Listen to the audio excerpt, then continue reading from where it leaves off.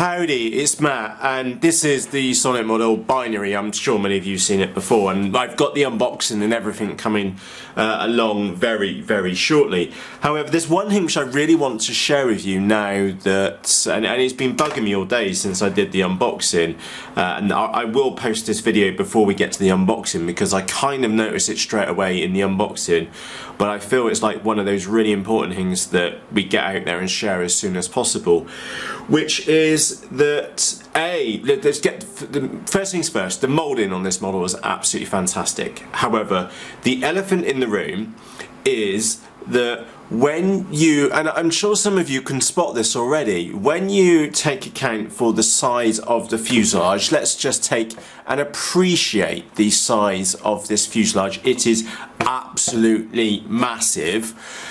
You can now quite easily appreciate why people have been loading this model up to the nines with really big battery packs. You could, in theory, put a pair of 5200 4S packs in the nose without much effort at all, and bigger Lion packs and so on and so forth. However, have you spotted it yet? Which is that for the size and proportions of the fuselage, so let's just appreciate the size of the actual fuselage itself. It's no small monkey, but let's compare that to the size of the wings, and obviously I've only just got one wing here, the other one's just over there. If you take a look at the size of the wing, even the wife noticed this. Okay, and she's not, she never flies, but she has seen a lot of models.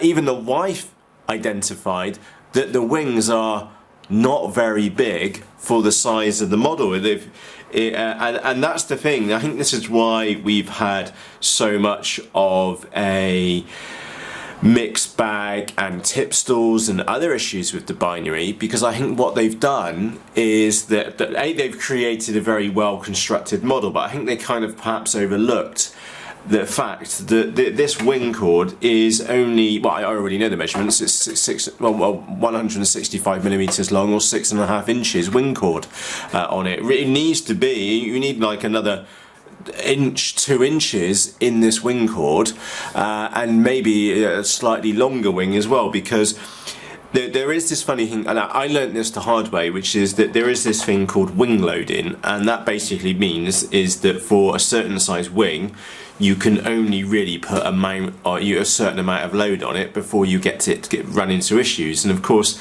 this model is actually showing, it looks like, and it is a very good demonstration of a model which could be very easily overloaded with heavy weights inside of it. I mean like 2 kilograms and more, for what is a piddly little wing which is sat on top of it. And actually that probably rings true now, because Bonafide Pirate is a big fan of this model, but he only ever puts a single 5200 4S in it, and actually the newer one, which I think is slightly lighter, but I think that's the reason why so many of you have run into issues with the binary end. But remember, okay, let's just get this absolutely clear. I bought this model, and I explained this in the unboxing video. I bought this model knowing that it could quite well tip stall on me if I fly it too slow, and I actually bought it as a project plane, which is that I'm laminating it. Okay, like, look, I've spent good money on this model, and I want to try and keep it a little bit clean, and one thing which I'd like to do is to go on and mod it, and I'll share this with you early, okay, which is that what I would like to do is extend the wings out by a good 6 inches, but I'd also like to extend the back of the wing out as well, which I've got a couple of ideas on how I can do that, but I've also need to be able to keep it portable as well. So I just wanted to share that with you beforehand, because now actually having the model in my hands, and I think it's actually more obvious now than it has ever been with this one, why, like I said, why so many people ran into issues with this one tip stalling it, because it was just overloaded wings, because the wings really are not that big at all. They are piddly. If you think about the size of a mini Talon, for example, compared to the fuselage, heck, if that was the size of this model, if you think about a mini Talon, the fuselage isn't that wide, so if you do the size of the fuselage compared to the size of the wings on a mini Talon, we're expecting like another 2 inches on here and bigger wings. And I think that's, and I'm repeating myself, I'm just making the point, it is understandable why we've had tip stalls out there, and I wouldn't say it's actually the fault of the pilots themselves. I think it's just maybe they're not it's the realization, or it's the invitingness of such a large fuselage to really ram it full of batteries, and then perhaps go and fly it like a mini Talon, which does have that large speed envelope, whereas this one, because the wings are so thin, and the cord is so short on them, you really do need to keep the speed up, and that seems to be a recurring theme, is that if you do keep the speed up, you'll get on absolutely fine with this model. If you slow it down, especially in the turns, that is where it's going to catch you out. And that size of that fuselage compared to that size of wing is exactly why so many of you have run into an issue. Does it make it a bad model? No. Like I said, I bought this knowing that I was going to have a few challenges to get over. And I will fly it stock. I've got some Sunny Sky 22 16 1250 kVs which I've loaded into it, and we'll go out and fly it stock. To be honest, I'm not expecting any major issues with it, to be perfectly honest, because I know that I need to keep the speed up, and that's one of the points which I want to make in this video. It would be very easy for me to point the finger at SonicModell and go, well, why didn't you make the wings bigger? I think that would be what a better experience would be saying something like, and this is me trying to be really tactful, saying like, hey guys, I really like the model, because I genuinely do. It is a 10 out of 10 molded model. I really love the craft of the foam which they've done on here, especially if we keep in mind what they did with that drift only very recently as well. It's a very, very well molded model.